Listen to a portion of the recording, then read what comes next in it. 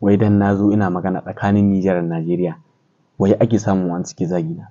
Dan nazo ina magana akan cewar an samu sulhu akan an bude kungiya wadda za ta yi dokan mataki akan masu zagin junansu, wai shine abin ya zama to abin laifi. Shine abin ya zama to abin laifi. Yanzu tsakani da Allah irin wannan labarin da na yada ka faɗa min cikin bayanai na, ka faɗa min wata kalma ce bata yi ba, wata kalma ce ta zama ta cin mutunci, wata kalma ce ta zama ta bacin rai, ka faɗa min. Kai na farko ba following ina kake ba, na farko ba bibiyar ta kake ba, na yi abin da ne sadakatar jariya, amma kuma abin sai ya zama to kaya. Haba, ba daidai bane ba, ba daidai bane ba. Idan da za ka yi magana ka ce ko misali kai kana ɗan Najeriya ba za ka so ɗan Nijar ba, ko kai ɗan Nijar ba za ka so ɗan Najeriya ba, to ta za ka rayu?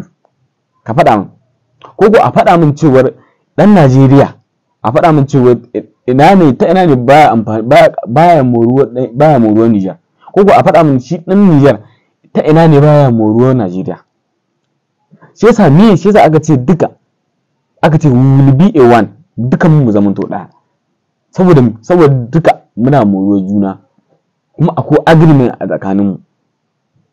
Ka ga min dan Najeriya da zai bugun gaba ya ce baya amfanuwa da Nijar, ka ga min dan Nijar da zai bugun gaba ya ce shi Najeriya ba ta ba su komai, ko baya karuwa Nijar. Ƙarya ne.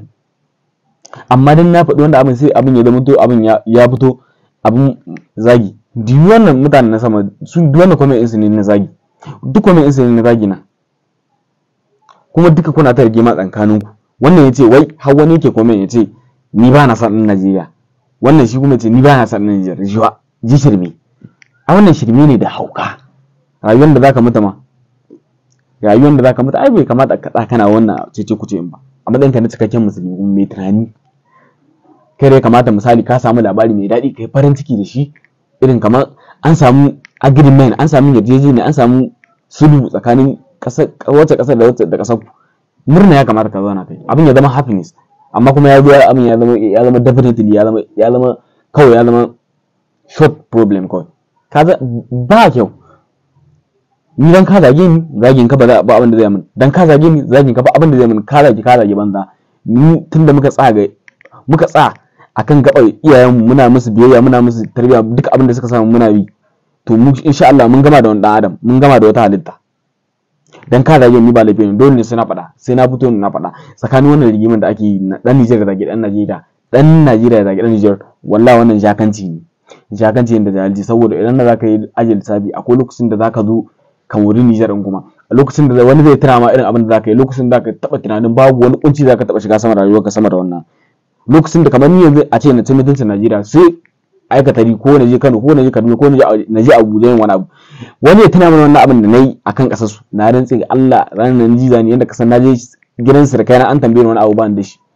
Kai har gwara maka je gidan sirkan na kama a tambaye ka baka da wani abu, da dai ka ci mutuncin kasa, kuma ka je cikin kasa, kuma ka kamuri, kuma ka zama a cikin ta, kuma ka hakka kan neman kuɗi a cikin ta. Wannan me ya zama abin kunya? Kai dan Najeriya in ka zage dan Nijar nan da ka zo kuma ka mori Nijar din, dan Allah baka jin kunya, kuma idan an yi magana misali sai ku ce mu yan Nijar ba mu da yadda kaza ba mu da yadda, Nijar ba mu da yadda da ake yi ba daidai bane ba, wallahi ba daidai bane ba. Kawai mu samu sulhu. Yanzu ka wannan duk zagi na ne suke, da Allah idan wannan ne karanka na shigowa wannan tasha, ka je da Allah kaman following domin makiya su jawo shi, domin makiyana su jawo magana akan tsakanin Nijar da Najeriya, shine abin zai zama to cewa abin ce ku ce dangane da ni.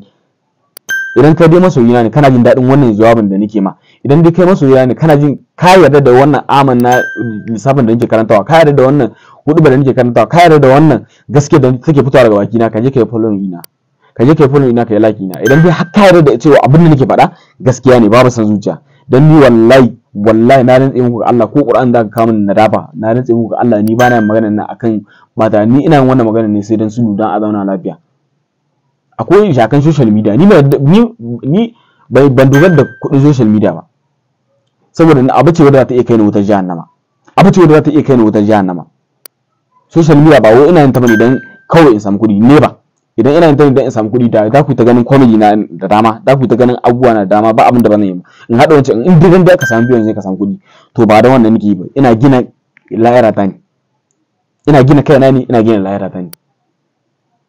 Maybe because akwai abin da nake da shi na basira na karuwa da zan fahimtar da al'umma in kashi a social media al'umma ta karu, na gina maka kaina. Amma ni bana yin social media wai dan kawai zilar in samu kuɗi. A tabbas ina cikin wahala inda ya zama cewa haka. Social media ba a yin ta ne. Social media ana cin haram a cikin ta. Ana cin haram a cikin social media. Idan wannan jawabin da nake muku ba dai ina muku shi wani dan a samu yarjejeniya ko dan a samu kwanciyar hankali, wallahi haram nake ci. Duk wanda ya kalla kuɗi suka shigo ko biyo sai shigo ko ya min lakin ko ya min, wallahi haram ce nake. To ka tabbatar da abin da zaka yi a cikin social media. Wannan fitintun da kuke gani dan kuɗin da kuke samu ɗan kalilan akan social media sa ku kace mutuncin junanku, wallahi za ku yi nadama. Za ku yi nadama. Akwai lokacin da za ku yi nadama. To da haka nake so in sanar da ku al'umma na duniya gaba da Nijar da Najeriya, dan Allah a daina wannan ce ku ce dan Allah dan Nijar ba daina zagin dan Najeriya, dan Allah dan Najeriya daina zagin dan Nijar, dan Allah mu zauna lafiya. Yanzu haka wannan bidiyon da yake wallahi zaka an samu wanda ya zage ni, wallahi zaka wannan bidiyon kaga wannan bidiyon da nego kaga har roƙo nake yi, amma wallahi sai an samu wani ya min comment da zagi, sai an samu wani ya min comment da zagi. To su da irin wannan jakai ne kuma irin wannan ba sa karewa cikin duniya, kuma duk irin wannan su ne suke tara fitina. To mutum ya yi bidiyo, to kai ni nike ta ba kai na wala, malami ya yi bidiyo ma ya faɗa alkhairi, an zo an mai comment na sheri banan dan iska haba. Ai mu wallahi kawai muna ganin mutuncin malaman ku Allah.